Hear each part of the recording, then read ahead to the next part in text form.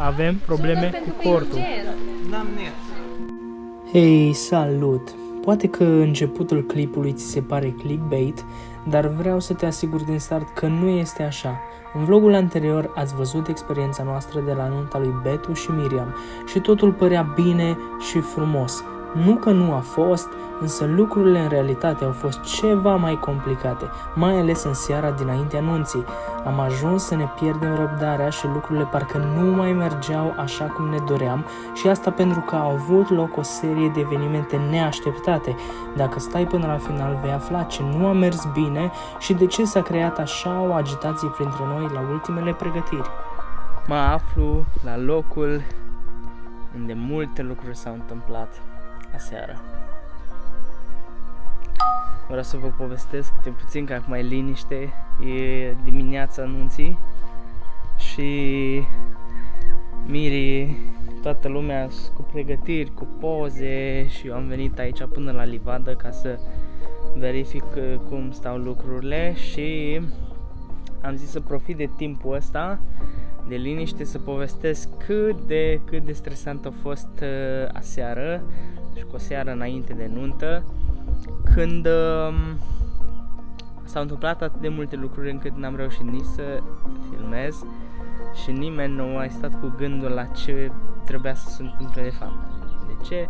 Pentru că toată lumea a fost stresată și s-au făcut lucrurile așa cum s-au putut și pe grabă și într-o dezordine totală, să zic așa. Dar eu zic că a ieșit fain. Uite, aici locul ăsta lor a ieșit fain. Aia o să fie masa lor, masa mirilor și avem un candy bar foarte drăguț acolo. De fapt e un candy bar cu soda bar mai mult, nu o să fie doar candies, dar arată foarte fain. Și mesele, uite ce drăguțe sunt mesele.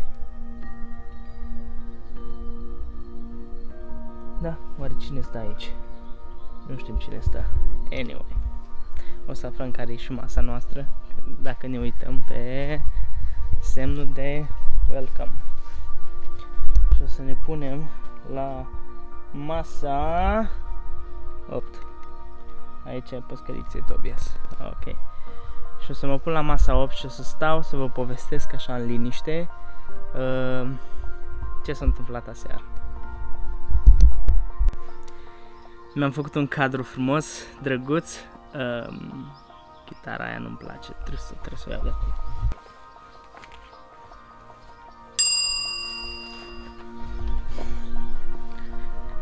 Parcă arată altfel. Da. Mi-am pregătit cadrul ăsta aici. Mai mult ca să vedeți că sunt în direcția mirilor. Deci eu stau cu spatele la miri acum. Dar noi stăm la masa asta, am fost privilegiați. Stăm așa foarte aproape de ei. Cu ce să încep? Aseară a fost o seară interesantă. Au început să facă pregătirile aici pentru decor, pentru muzică, pentru scenă, pentru soda bar, pentru tot ce se poate, că sunt ultimele pregătiri. Și am avut o dilemă. Cred că lucrul cel mai important care ne-a încurcat, să spunem așa, având în vedere că nouă ne trebuia foarte multă și o comunicare foarte bună între noi, telefoane, mesaje, WhatsApp, Instagram, de toate am avut nevoie. Dilema a fost că ăștia de la Orange s-au gândit că băi, ar fi un moment oportun să pice rețeaua. Glumesc. O picat rețeaua și ne-a încurcat maxim, pentru că nu mai reușeam să ne sunăm între noi, nu mai reușeam să ne trimitem poze, nu mai reușeam să comunicăm. Și uite așa, în timpul ăsta s-a întâmplat o grămadă de chestii. Care e primul lucru care s-a întâmplat? O să vă spun din experiența mea, nu știu experiențele celorlalți, dar știu că am plecat de aici spre Dorohoi, spre oraș, cu gândul că trebuie să merg să iau pe cineva de la gară și așa a început toată povestea. M-am dus în oraș, întârziasem la gară, ce-i drept, și mă gândeam acum că ok, e cam târziu, dar nu-i problemă, mă duc, mă așteaptă acolo cine trebuie să mă aștepte. Pe drum mi-am dat seama de toată situația asta din nou și din nou, pentru că atât de obișnuit fiind să pot să dau un apel și să vorbesc în liniște și să comunic bine cu persoanele, nu mi-am dat seama decât după o bucată bună că eu nu pot să-mi folosesc telefonul, că nu merge, pur și simplu nu merge. Și dacă reușesc să fac un apel, nu ne înțelegem între noi, că e bruiat semnalul și chestii de genul. Dar am plecat spre gara și trebuia să iau pe sora Dorotei. Am întârziat vreo 20 de minute la gară. M-am dus acolo. Cri, nimic. Ok. Bun. Eu eram stresat, aveam mult mai multe lucruri de făcut. Trebuia să iau niște lumini, lămpile alea, ring lights pe care le am, să le duc la miri ca să aibă pentru poze. Trebuia să merg să iau niște materiale să le aduc aici pentru decor. Trebuia să mai aduc niște mese și un frigider și toate lucrurile astea s-au adunat așa între ele. Până la urmă ne-am despărțit și l-am rugat pe tata cu microbus să meargă să ia toate alea și au fost câțiva băieți care l-au ajutat, dar eu am rămas cu alte detalii de genul ăsta, dar nu puteam să comunic cu nimeni. Eram împreună nu eram singur, eram împreună cu un prieten și i-am spus, bă, da, fata asta nu e la gară, ce facem? Ok.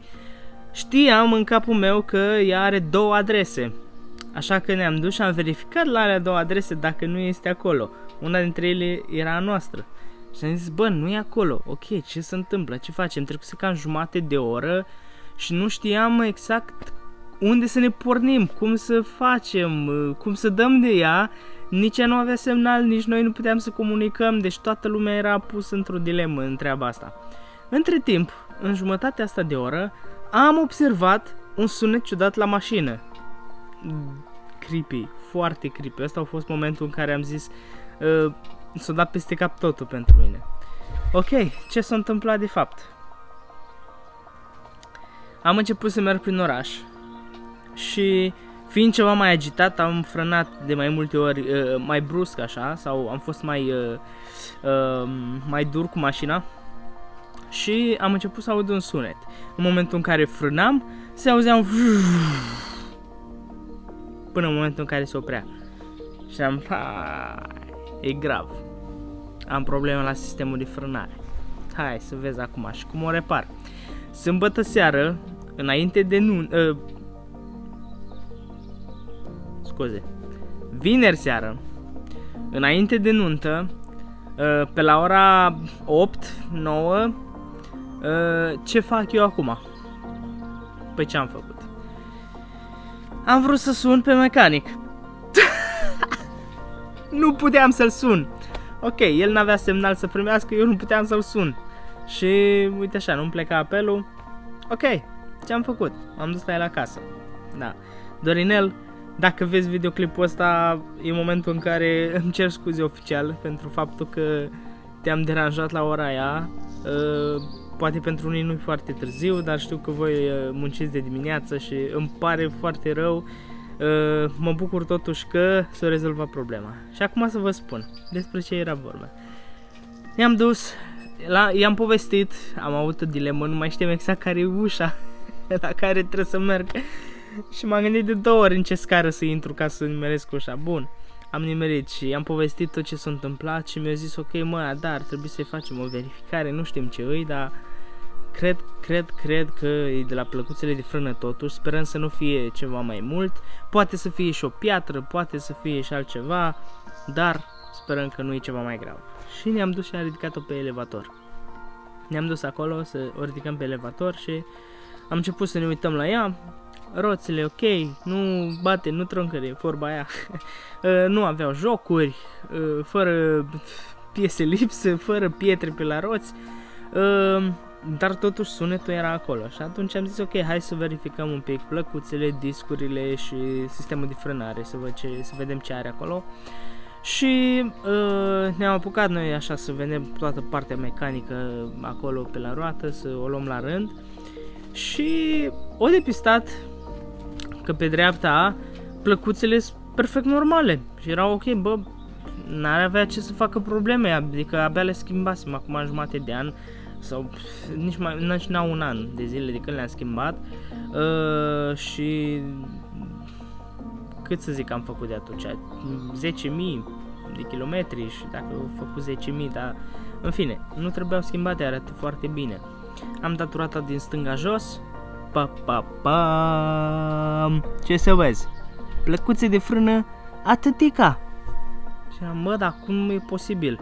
Și cauzele pentru care plăcuțele de frână se pot roade mai tare pe o parte decât pe cealaltă sunt foarte multe. Acum nu are rost să le discut, nu sunt mecanic și nu știu dacă sunt pregătit să vorbesc despre asta. Eu am auzit câteva detalii și atunci m-am gândit, ok, bă, e o dilemă. În timp ce ne uitam noi acolo, Dorinel, the best mechanic, apropo, dacă veniți în Dorohoi, aveți nevoie de un mecanic, inclusiv să vă scoată un bec din bord, inclusiv să, nu știu, să vă facă blocul de lumini, sau inclusiv să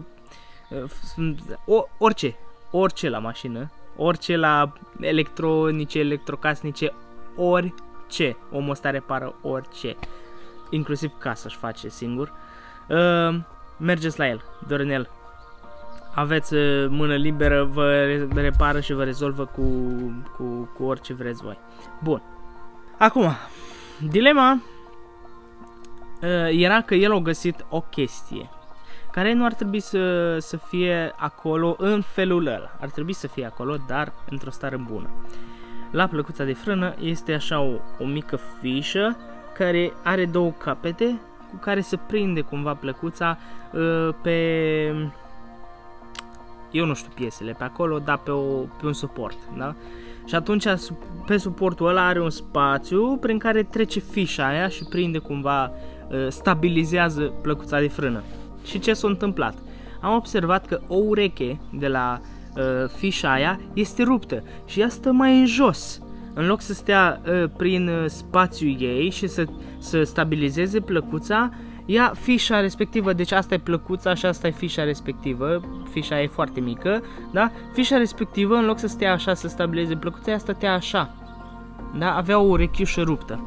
Și atunci am zis, bă, aoleu, e ok, cât de grav e, trebuie schimbat acum, merge, nu merge, ok, sunetul ca sunetul, dar frânează și ține sau ce se întâmplă, cât de repede o să uzeze. Trebuie să mai precizez că nu eram stresat că voi rămâne fără mașină la nuntă, ci problema era că mașina deja trebuia să fie duminică dimineața gata de drum, pentru că Betu și Miriam urmau să o ia de la mine și să plece în luna de miere. Iar mai multe despre lucrul ăsta veți vedea în următorul vlog. Și mi-au zis, bă, nu e foarte, foarte grav, lucruri de genul ăsta se pot întâmpla oricând. E clar că plăcuțele trebuie schimbate, că deja sunt uzate de numai pe stânga, deci pe dreapta sunt perfecte și pe stânga super uzate. Și trebuie schimbate și trebuie avut grijă să iei un set de plăcuțe care vin și cu suporțelul ăla, că am înțeles că alea mai ieftine nu vin și ăla trebuie schimbat. No, și atunci toată dilema noastră s-a redus la chestia aia. Dar cât a durat? Aproximativ o oră, două. O oră, două în care noi ar fi trebuit să avem multă treabă. Și uite așa, lucrurile s-au complicat într-un hal enorm. Dorotea era aici la Saucenița, am adus-o cu Eva, am zis că ok, o aduc o oră, două și o duc acasă, deja trecuseră 4 ore. Trebuia să ajungem până la Botoșan să mai luăm ceva instrumente. Până la urmă am rezolvat-o și pe aia, dar n-am mai mers noi. O să vină cineva astăzi, sperăm că o să vină în ziua anunții, să ne aducă chestiile alea. Și da, uite așa, a fost dilemă peste dilemă peste dilemă și noi n-am putut să comunicăm bine și am rămas blocați și mi-am dat seama încă o dată cât de obișnuit sunt să folosesc telefonul și când am nevoie și când e necesar dau un apel repede și s-o rezolvat repede. Well, acum am început să simt așa cum trăia bunicul. Bă, bunicul nu făcea lucrurile repede. Trebuia să aștepte, că n-avea telefon. Anyway, și acum, uite-mă aici, am venit după toată harabarbura asta, am reușit să dormim azi noapte. Eva a fost kind of liniștită, s-a trezit numai să mănânce și a fost bine.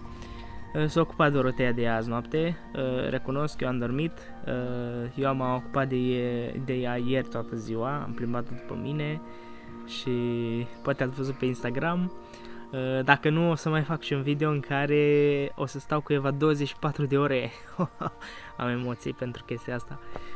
Da, și mă bucur că s-au rezolvat toate cu un mare stres, așa, și cu bătaie de cap, dar s-au rezolvat, mașina e ok. Și cam asta a fost toată povestea. Sper că nu v-am plictisit și nu vreau niciodată să rămâneți fără semnal. Ceau! Bă, cum să rămâi fără semnal atâta timp, frate? Deci n-ai cum. Nici acum nu este semnal cum trebuie. Deci acum dacă vreau să dau un apel, îl primește celălalt, dar prin mesaj. Mă poate suna înapoi și mă sună înapoi și s-ar putea să eu să la fel, să primesc ori mesaj, ori să-mi intre apelul.